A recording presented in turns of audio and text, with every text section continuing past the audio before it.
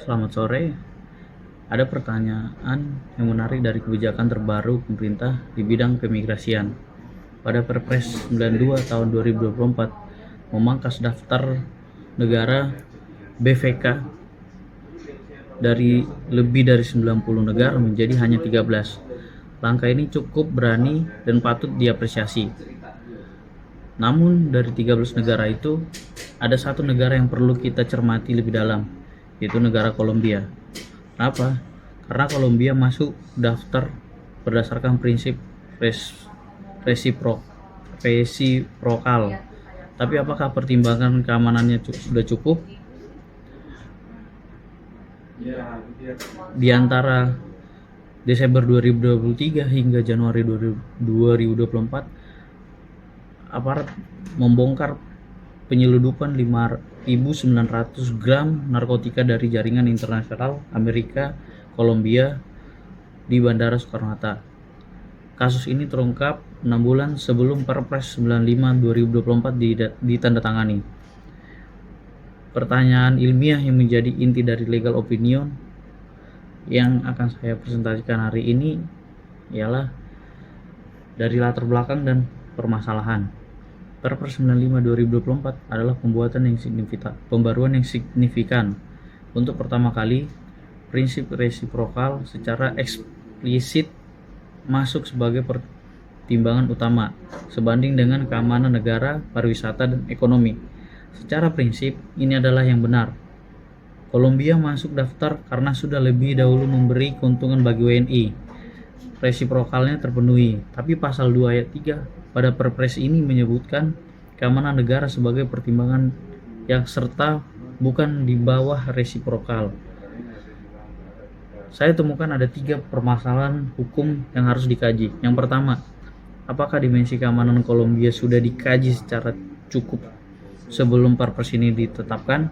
Yang kedua, apa yang ditunjukkan kasus narkotika Amerika Kolombia tentang celah dalam proses evaluasi bebas visa kunjungan? Dan yang terakhir, yang ketiga ialah langkah hukum konkret apa yang diperlukan agar kejadian serupa tidak terulang. Dari fakta kasus yang kita temukan bahwa 5.900 gram narkotika jaringan internasional Amerika Kolombia yang ditemukan oleh tugas bea cukai ini bukan sekedar satu kasus.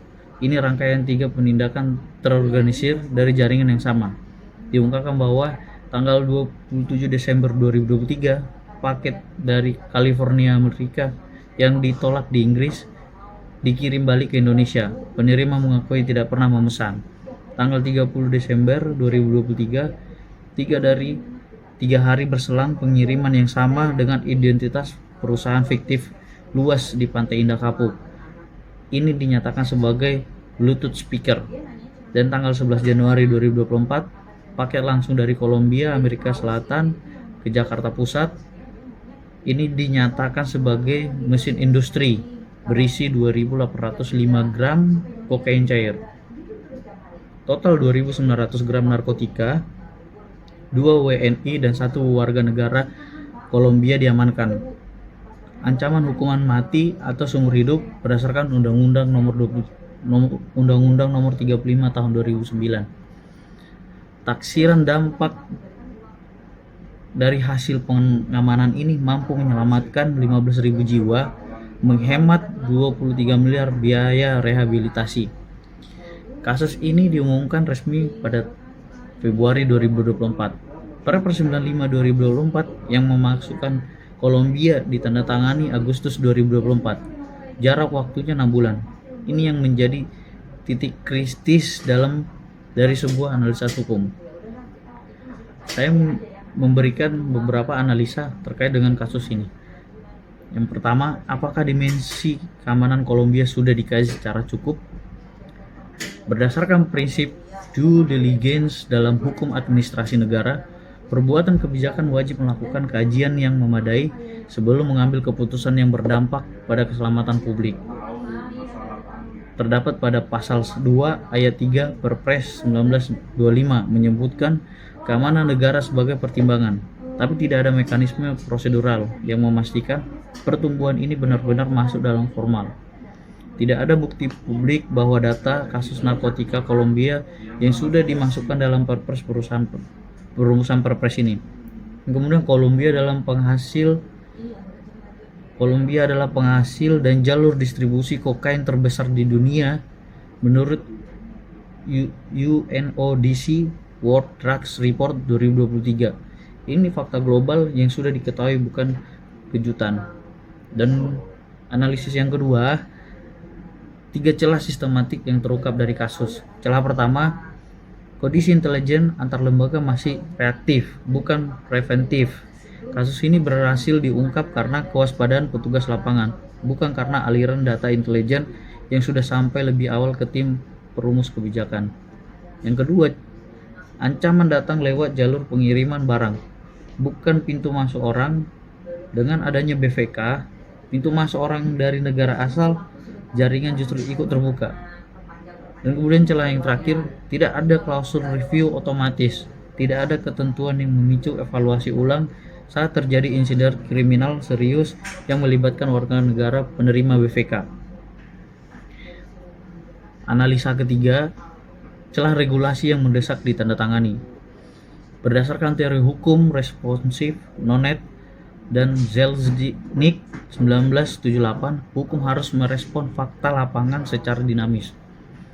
Pada Perpres 19/2024 yang ditetapkan 6 bulan setelah kasus Kolombia terungkap, namun tidak mencerminkan pembelajaran dari kasus ini, adalah contoh hukum yang belum cukup responsif, di mana tidak ada kewajiban konsultasi formal dengan BNN, Bareskrim, BIN, dan Bea Cukai, DJBC sebelum penetapan daftar BVK. Kemudian tidak ada mekanisme review otomatis pasca insiden kriminal serius. Dan yang paling fatal, tidak ada transparansi pertimbangan kebijakan. Publik tidak bisa tahu atas dasar apa Kolombia masuk daftar dan atas dasar apa pula bisa dikeluarkan. Kesimpulannya, yang pertama, penetapan Kolombia dalam Perpres 95/2024 belum terbukti mempertimbangkan dimensi keamanan secara cukup. Kasus penyeludupan yang terungkap 6 bulan sebelumnya adalah bukti paling konkret dari kegagalan koordinasi antar lembaga. Kemudian yang kedua, kasus 5.900 gram narkotika mencerminkan 3 celah sistematik, yaitu koordinasi intelijen yang reaktif, pendekatan keamanan yang terlalu sempit, dan tidak adanya mekanisme review otomatis. Dan yang terakhir, diperlukan perubahan regulasi yang tegas, terstruktur, dan bisa dipertanggungjawabkan. Menurut saya, ada pun rekomendasi yang dapat dilakukan untuk menangani hal serupa terjadi, maupun baik untuk lembaga pembuat peraturan maupun petugas yang berada di lapangan. Yang pertama, rekomendasi dalam jangka waktu 3 bulan, Menteri Imigrasi dapat menginisiasi review kasus kelayakan Kolombia dalam daftar BVK, melibatkan BNN, Bareskrim, Bea Cukai, DJBC, dan BIN. Hasilnya dipublikasikan. Kemudian rekomendasi kedua, selang waktu 6 bulan, diterbitkan Permen Impas yang mewajibkan konsultasi formal dengan aparat keamanan sebelum penetapan daftar BVK, termasuk klausul review otomatis pasca insiden kriminal serius. Dan rekomendasi terakhir dalam jangka waktu 9 bulan, yaitu bentuk tim asesmen keamanan BVK terpadu melalui keputusan Menko Polhukam beranggotakan Imigrasi, BNN, Bareskrim, BIN, Bea Cukai, dan Kemenlu. Dari saya, Perpres 95/2024 adalah kemajuan nyata. Pemerintah sudah bergerak ke arah yang benar dengan mengutamakan resiprokal dan keamanan dibanding sekedar kuantitas. Tapi kemajuan ini belum lengkap selama belum ada mekanisme yang memastikan pertimbangan keamanan benar-benar masuk secara formal dalam proses penetapan kebijakan, bukan sekedar disebutkan dalam pasal. Kasus Kolombia bukan tuduhan, ini sinyal, dan sinyal ini seharusnya sudah cukup untuk mendorong perbaikan sistem sebelum kita menyesal di kemudian hari. Terima kasih. Sekian legal opinion dari saya, semoga bermanfaat.